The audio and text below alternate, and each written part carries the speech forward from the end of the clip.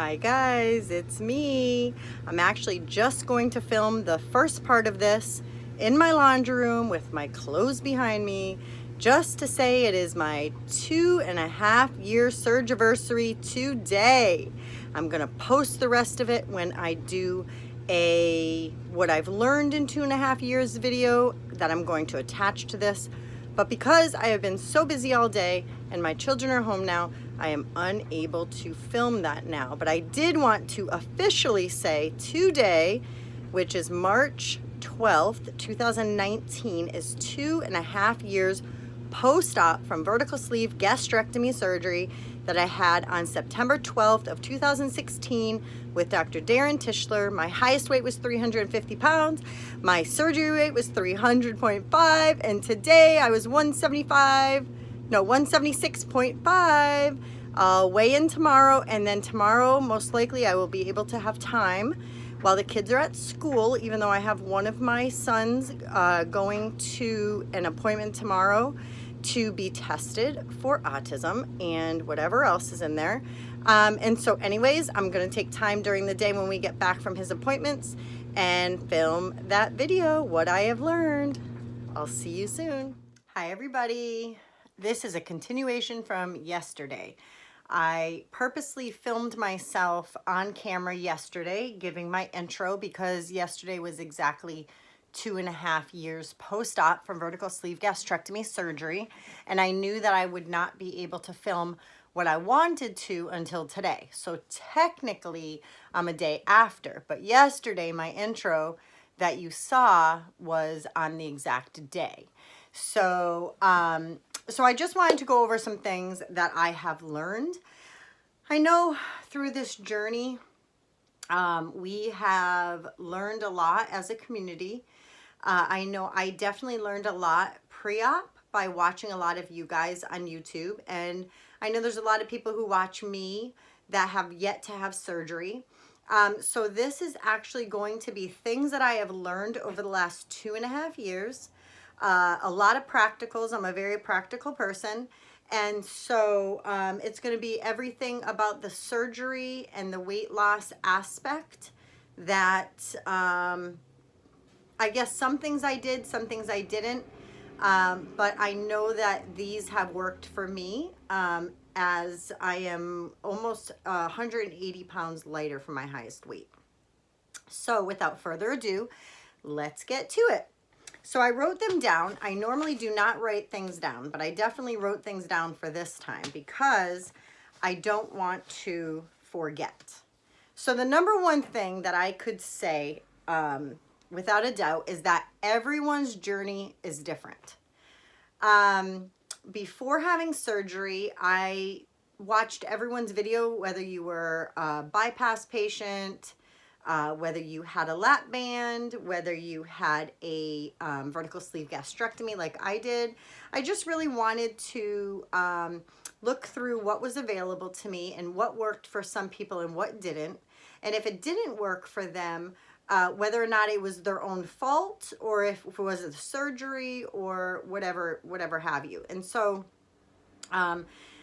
but one thing I learned going through this journey myself is that everyone is different. You cannot compare yourself to the same person, even for the same surgery rather, even if you're both the same age or around the same age, you're both the same gender, you're both having the same surgery. You cannot compare yourself because I have a high pain tolerance and I heal very fast.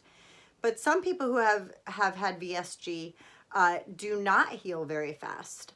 Some people have had a hard time dealing with it. I will say that the number one thing is to do your research into your surgeon's office.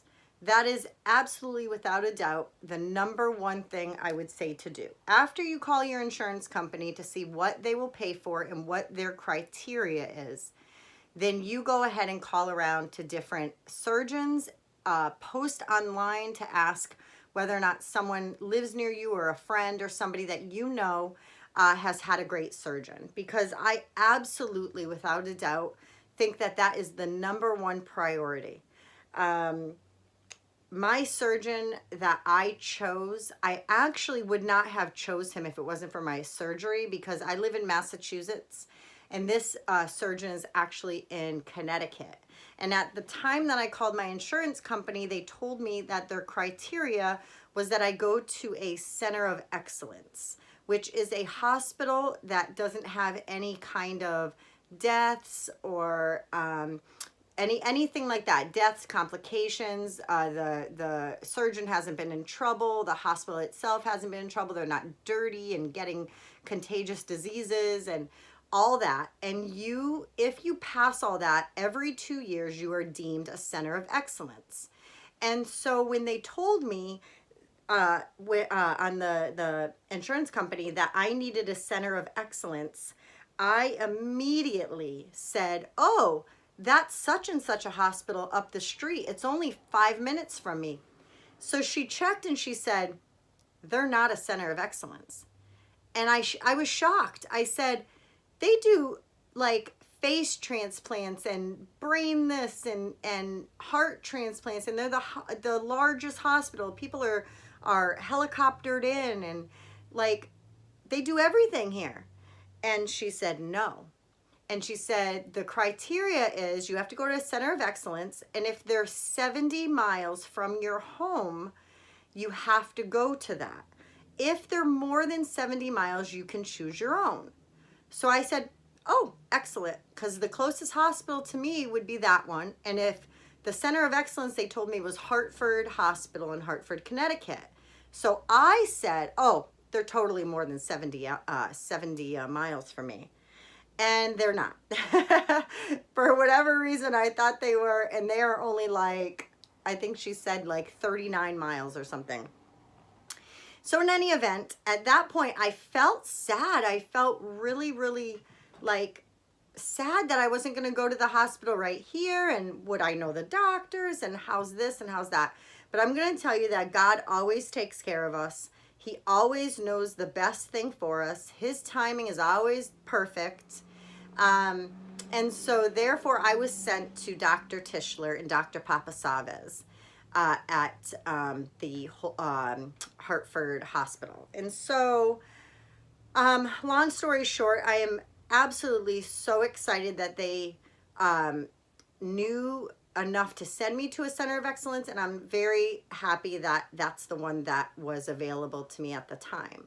A little backstory, the funny thing is, within the months that I was researching surgery, there was only a 3-month window that the hospital up the street from me was not a center of excellence. And the crazy thing is that occurred during the time that I was asking about it. And so I don't think that's a coincidence. I think that's a God incidence. And I think that he was just looking out for me, sending me to the best possible place. Okay, so enough about that. So the second thing that I think is really important to know is that a stall is going to happen. A stall is just a moment of time that the scale doesn't move. Now, does that mean that you're not losing inches, and it doesn't mean that you're doing something wrong? Absolutely not. The scale is going to move as the scale moves, and there's some weeks the scale just won't move. It doesn't necessarily mean that you're doing anything wrong. It just means that during that time, your body is changing, and your body is moving here and there, and fat is being distributed here, or if you're working out a little bit extra, it's just changing. But it does not mean under any circumstances that you are gaining or that you are doing something wrong. Stalls will happen to every single person within our community. It is a normal way of life. Now, with that said, if you are in a stall for about a month or so, or even 2 months, and you know that you're not doing things wrong, not doing things right, that you are doing things wrong with your eating, or you're overindulging in alcoholic beverages, which is a huge thing in our community,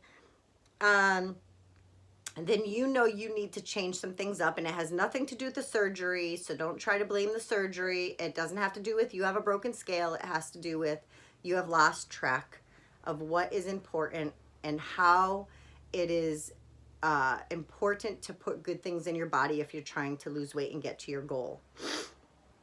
Now, I want to say that one thing that I've learned about the putting things in your body and trying to do the things that are best for you is that you have to play around with it. You have to play around with what works for you, because as I said, number one, everyone's journey is different.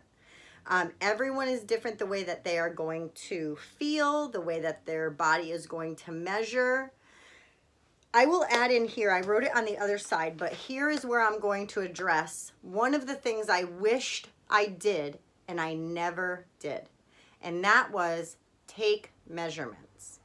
If you take measurements of your arms and your waist and your legs, your bust, even your neck, your thighs, everywhere, if you take measurements of that during your stalling periods, you are still going to see that you are losing inches.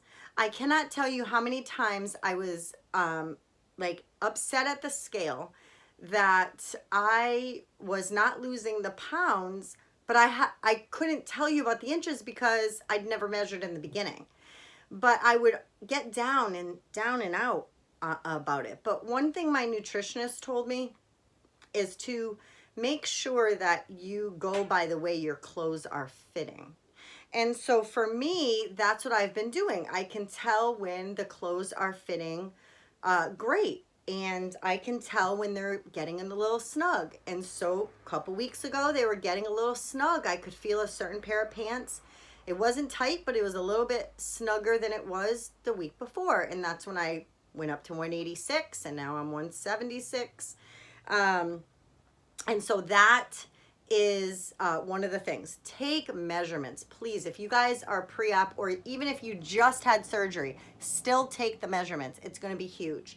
And make sure that you are taking before pictures, as many as you can, during pictures, because those are going to hold you over when you're going through the times of thinking, is this surgery right for me? Do I need a revision? Do I need a reset? Do I need blah, blah, blah? And we'll get to reset in a minute. That'll be my next one. And so you're going to be going through those things in your mind. We go through a lot of emotions during this journey. Before the journey, after the journey, we're going to go through a ton of emotions. But if you have these pictures to look back on, you are going to know you're going in the right direction. And I have an app on my phone called Collageable.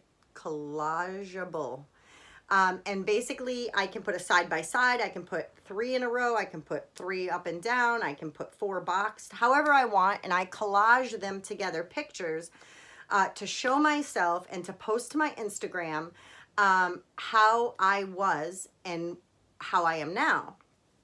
And so it helps me to move forward.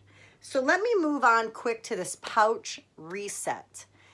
If you are just beginning your journey, there is going to be something that you are going to see or to hear from people called a pouch reset. It is a lie. It is a myth. It is the biggest thing out there that I see on social media that really ticks me off. I want to answer every single person. It is a myth. There is no way to reset your pouch. They're also to expand your pouch or stretch your pouch, no matter what surgery you had, takes a lot. Now, if you are behaving in a manner where you're back to drinking carbonated beverages, you drink beer, you do things that are stretching out your pouch or your stomach over time, then yes, you can stretch it out. But there is nothing on this earth that can help you to reset your pouch to right after surgery. It's not feasible. It doesn't go. I've talked to my surgeon. I've talked to my team of doctors and nutritionists and everything. I've watched YouTube videos on leading bariatric surgeons. This is the biggest piece of baloney out there. There is something called I think people, when they think sometimes about this pouch reset, some people think it's to reset your pouch fresh out of surgery, nice and small, no give to it, you know, the restriction is there, and some think it's just to clear out all the junk out of your body. Now, the the easiest way for that, don't call it a pouch reset, call it fasting. Go ahead and fast for 24 hours. Fast for 48 hours. That is going to reset your body for you to start putting in the healthy things. Get off the sugar, get off all that junk that during your pre-surgery visits to your nutritionist and your dietitian and all that, you should have been told and given a packet.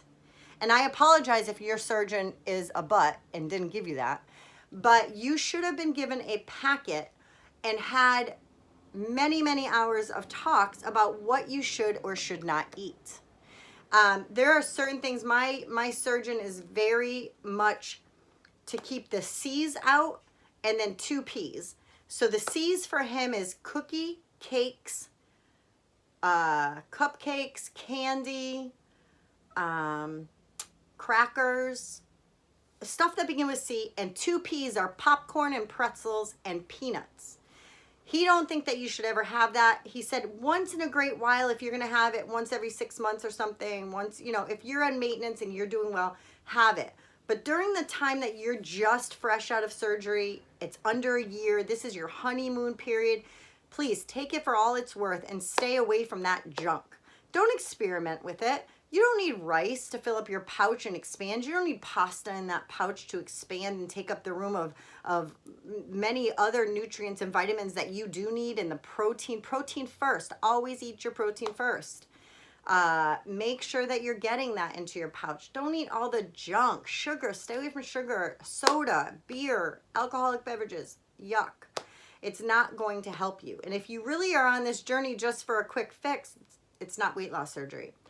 It's not. You'll gain it all back and then some, and then you'll blame the surgery, and then someone will be tainted by your words by saying the surgery is bad when they could have changed their life if they were just told that you made the mistake, that you've learned from it, and therefore you're moving forward. Okay? Also, don't give up. Don't give up. If you gain 10 pounds, 20 pounds, 30 pounds of regain, don't give up. Restart. Hit your restart button. You have a restart button. Pretend it's right here on the palm of your hand. Hit it. Oh, I'm restarting today. Yesterday, I'm not even going to think about you. I am restarting today. I am going to put good things in my body. I'm going to love myself more. Do mindful eating. Slow. Put the piece of meat in your mouth and put the fork down and chew it and feel it and close your eyes and be mindful of what you're putting in your body, just to get yourself on track. It won't always be like this, but sometimes in the beginning you need to have it like that. Also, don't be so quick to call maintenance. I have seen so many people who have been at a stall. They're not necessarily doing the great things that they should. They're not at the gym. They're not eating super low carb. They're not, you know, they're whatever. They're just eating whatever they want. And I have heard them know that they're doing wrong, but say, no, I think I'm in maintenance. Yeah, this is maintenance. I haven't lost anything for 3 months, and, you know, I'm really trying, but yeah, I'm in maintenance. No, that's a bunch of malarkey. You're not in maintenance. You're just giving up because it's easier for you to turn around and say that you're in maintenance so you don't have to change the way that you're eating. All that's going to do is you're going to claim maintenance, and in 4 months, you're going to be up 20 pounds. And then who knows what you're going to think. But And by the way, when I say you, I'm not talking to a certain person. So if it pertains to you, take this as a loving gesture to change. Let's see. Also, don't compare your results to other people. If you see somebody on a YouTube video who just lost 5 pounds in a week and you only lost a half a pound, don't compare yourself. I don't care if you're the same amount of weeks on your journey, you weigh the same the week before, do not compare yourself. It's comparing apples and oranges. It's not going to work, and it's just going to get you down, and you're not going to be focused. Also, don't look for the easy way out. You know, I'm going to take a laxative. What if I go on Weight Watchers? What if I, go on this pill or that pill? No, those times are over for us. We're not doing fad diets anymore. We did the one big change in our life that is here to help us. Now we need to work on our mental change. I know for me, it is mental. This thing, losing this last 10 pounds this last week, it is a mental mind game. I have to continually tell myself that I am in for the long haul, that I am worth it, and that it's going to be okay. And that's what I have to do. You got to do it too. If you fail one day, I said, keep on trying. Don't eat fast. Be very mindful of what you put in your mouth.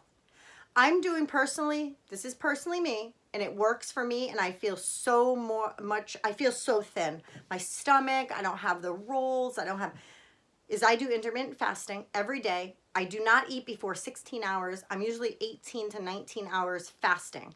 And then I eat 2 meals a day. That is it, 2 meals a day. I do keto. I have been under 10 grams of carbs the last couple days. Today will be the 3rd day. And it works for me. So if that works for you, it's something you want to try, more power to you. But please find something that works for you that you can stick with, that is going to be a lifestyle that you can do. Also, food funerals. If you are pre-op, I'm going to give you such advice. The first day I went on my liquid diet, I forgot I was starting my liquid diet that day. And as soon as I started, I got up and I'm continuing my day and I'm on my liquid diet and I'm doing it. And then I was driving for Uber at the time, and I'm driving by one of my favorite pizza places and my favorite Chinese food place. And I started getting so sad. Oh my gosh, I forgot. I'm not gonna be able to have this. Oh my gosh, I'm having surgery. Oh, I just blew it. I can't have a food funeral. I can't eat all my stuff that I want. Okay, well, that also is a crock. You will be able to one day eat everything that you ever ate before. There's just going to be a different mind change about it. Whether you're going to make the same thing, a mock version keto, a mock version low carb, whether you're going to go and have some sushi with rice, even though, oh my gosh, my surgeon told me no rice ever. You're going to have sushi once in a while. I have sushi once in a while. You're going to have pizza.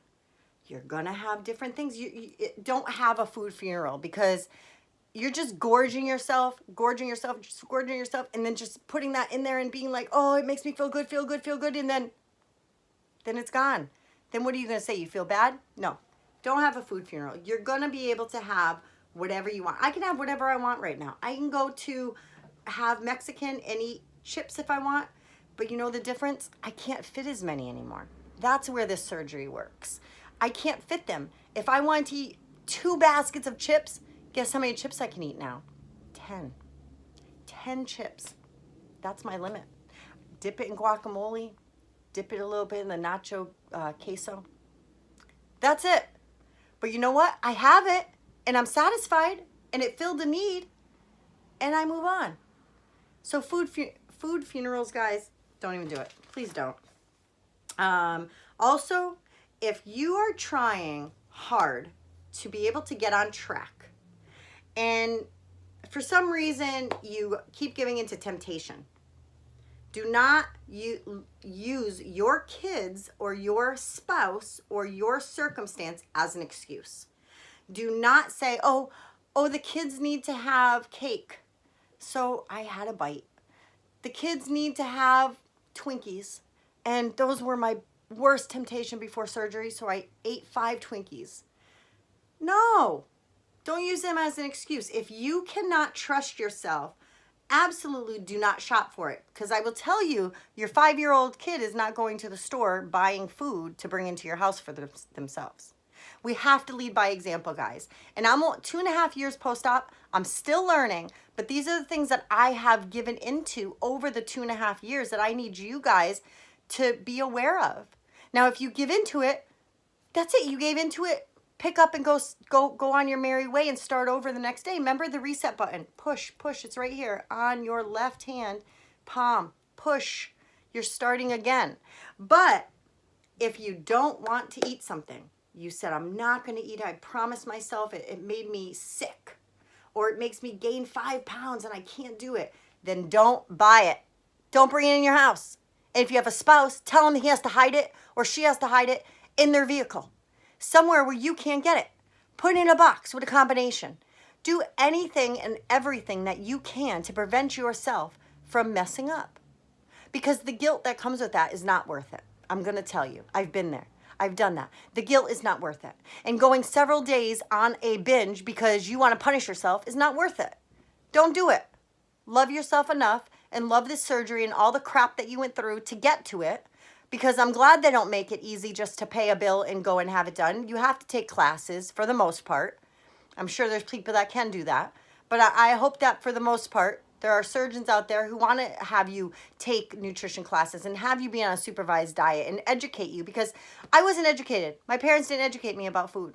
I didn't get educated till I was about 31 years old and I met my husband. That's when I got educated about what food was and what was healthy and not healthy. So please, if you don't want to eat it, don't buy it. Leave it at the store. Someone else will buy it. And there's my last tip for you. If you cannot trust yourself to go to the store, make yourself a menu of what you are going to eat and only shop online at walmart.com and go ahead and buy that on that app and go and pick it up. Don't set your foot in the grocery store until you can trust yourself. And that is my tips. I know it was very, very emotionally charged, but sometimes we need that. We need that kick in the pants. I know I did, and you guys have kicked me in the pants when I've watched some of these videos of you guys before. So for now, I hope you have a good day. Love you guys.